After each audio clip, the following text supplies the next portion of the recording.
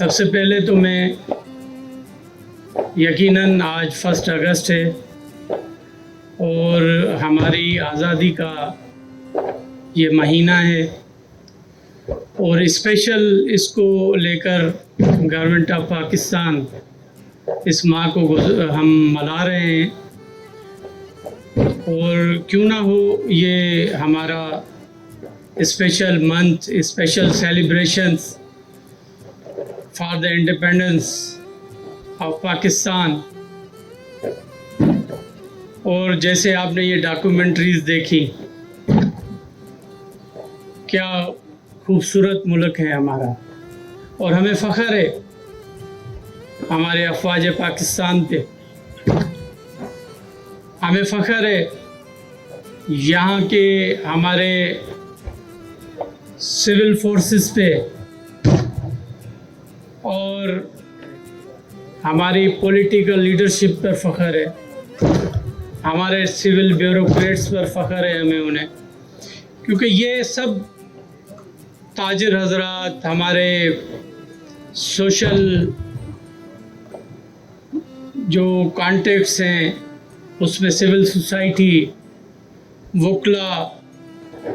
ہماری جوڈیشری، یا ہمارا اسپورٹس کے ہیروز ہیں، ہمارے میڈیا کے صحافی صاحبان کو میں بھول گیا، ہمارے صحافی ہیں، یہ سب ایک گلدستہ ہیں پاکستان کے، اور یقیناً ہم سلوٹ پیش کرتے ہیں اپنے ان ہیروز کو جنہوں نے یہ جو ریسنٹ انڈیا سے جنگ ہوئی اس میں ہمارے فیلڈ مارشل، آرمی چیف صاحب کا جو ان کا بریو لیڈرشپ تھی، اس کے ساتھ ساتھ پریزیڈنٹ پاکستان آصف علی زرداری صاحب، ان کے ساتھ ساتھ پرائم منسٹر صاحب۔ یقیناً میں یہاں پر جو انٹرنیشنل فورمز پر، جب ڈپلومیٹک فورمز پر بات آئی تو چیئرمین بلاول بھٹو زرداری کو بھی اپریشیٹ کرنا چاہیے، اور ان کو سلام پیش کرتے ہیں کہ انہوں نے، کیونکہ ایک جب ملک ہوتا ہے تو ان میں مختلف مکتبہ فکر کا مختلف رول ہوتا ہے، جیسے ہماری ملٹری لیڈرشپ کا رول ہے، ہمارے ٹروپس کا رول ہے، آرمی کا رول ہے، نیوی کا رول ہے، ایئر فورس ماشاءاللہ جو ان کا کردار تھا ہمارا صرف فخر سے بلند کیا ہے پاکستانیوں کا۔ اس کے ساتھ ساتھ یقیناً پولیٹیکل لیڈرشپ کا بھی رول ہوتا ہے، جب ورلڈ ڈپلومیٹک ایونٹس ہوتے ہیں اور دنیا میں جب جایا جاتا ہے تو اپنا کیس رکھا جاتا ہے، اس میں یقیناً پولیٹیکل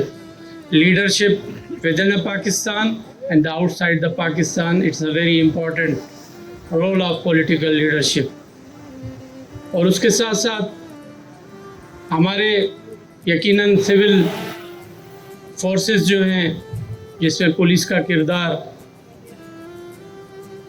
چاہے سندھ پولیس ہو، پنجاب پولیس ہو، بلوچستان میں ہماری قربانیاں دے رہے ہیں ہمارے آرمی کے جوان، اس کے ساتھ ساتھ ہمارے پولیس کے جوانوں کی بھی وہاں قربانیاں ہیں، سندھ میں قربانیاں ہیں۔ ہم سلوٹ پیش کرتے ہیں ان شہداء کو جنہوں نے پاکستان اور راہ حق کے لیے انہوں نے قربانیاں دی، اور اس امید کے ساتھ کہ یہ وطن عزیز جو ہمارے بزرگوں کی محنتوں